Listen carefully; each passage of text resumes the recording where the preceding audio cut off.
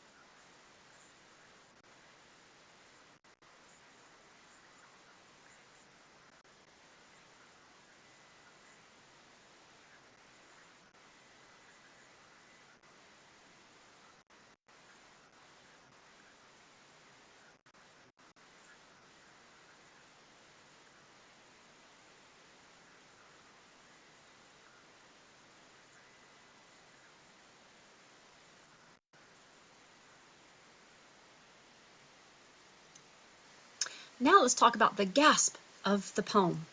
Gasp stands for genre. The genre of this poem it is of course a poem, it is written in free verse, and it is a dramatic monologue. The audience in 1944 were people who were citizens also experiencing World War II. I would imagine that many of them had the same types of fears as the poet. The subject, as we've already talked about, are the prayers of an unborn child for protection against what is happening in the world in 1944. Makes me wonder what an unborn child would pray for today. The purpose. Think about the context. In 1944, perhaps it was MacNeice's way of expressing his own fears about what life was like in Europe. Perhaps it was quite cathartic for him, which means it helped him to feel better. The purpose in 2012. Maybe this is a warning for us about returning to a way of life that is similar. Now we're going to take a look at the poem stanza by stanza. Let's take a look at stanza 1. In stanza 1, the unborn child is asking for protection, in particular for protection from animals and ghosts. You might want to think about why ghosts and why these certain animals, the blood-sucking bat, the rat, the stoat. In stanza 2, he wants protection as well, but this time protection from humans, protection from the human race, and also protection from the type of tortures that man can torture with. So take a look. at the stanza and find which tortures he's talking about.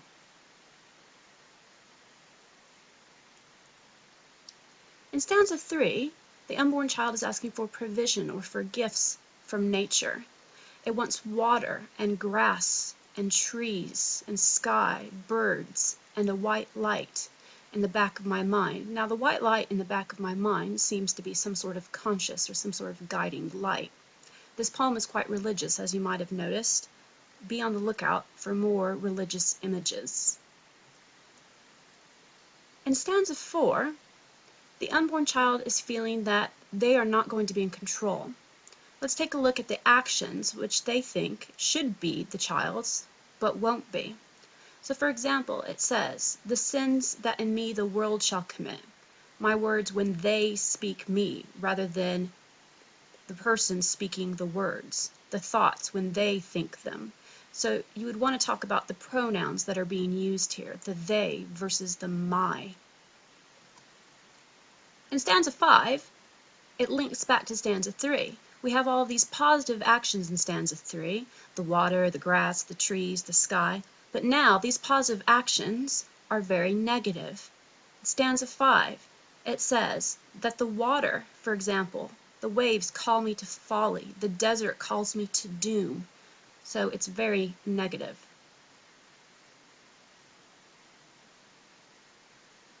In stanza 6, the child is asking for protection. Protection from man, who is sometimes like an animal and is often too powerful. "Let not the man who is beast or who thinks he is God come near me." If you think about the context of the poem, the type of people that McNeice could have been writing about, people who thought that they were God and had this power over everyone. In stanza 7, the child is praying to be an individual. It doesn't want to be controlled by other people, as it is in stanza 4. So in stanza 7, the child is saying that they want to be an individual. They don't want to be a cog in a machine, but a thing that has their own face and doesn't even want to be considered a thing. Whereas in stanza 4, it talks about how the others are being controlled.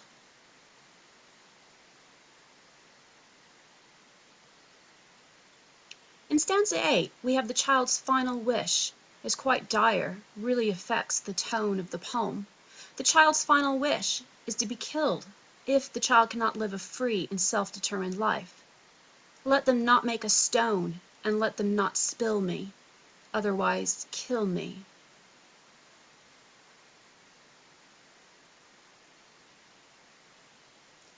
The next thing that you would want to do is take a look at the poem in relation to our SLIME method. So just a reminder on the screen about what SLIME stands for and the different things that you can look for.